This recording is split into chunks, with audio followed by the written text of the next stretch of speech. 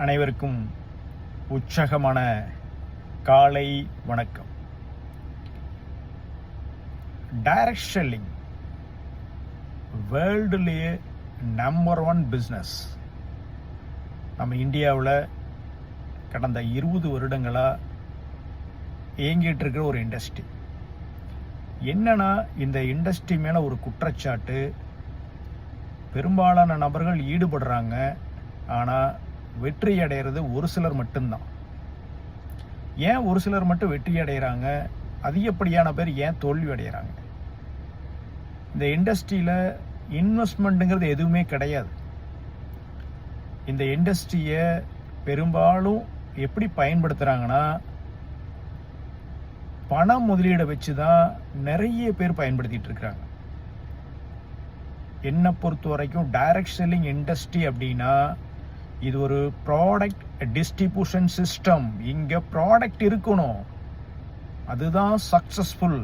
Product இல்லாமல் பணத்தை வச்சு பண்ணால் எனக்கு இருந்தாலும் சிக்கல் தான். தயவு செஞ்சு ப்ராடக்ட் பேஸ் கம்பெனியில் ஒர்க் பண்ணுங்க. அதுவும் நம்ம இந்தியாவில் லீகலாக சட்டப்பூர்வமாக இன்றைக்கி ஒரு 25 கம்பெனி இயங்கிட்டு இருக்கிறாங்க.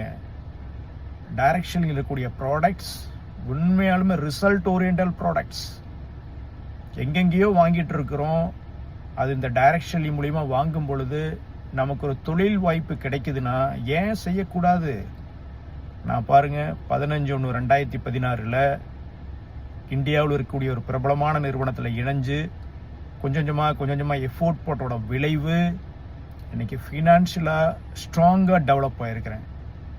என்னால் இந்த இண்டஸ்ட்ரியில் டெவலப் ஆனால் உங்களாலையும் டெவலப் பண்ண முடியும்.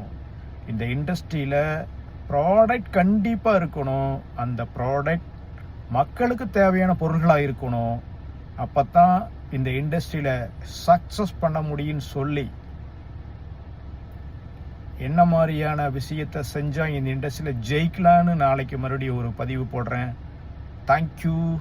All the best.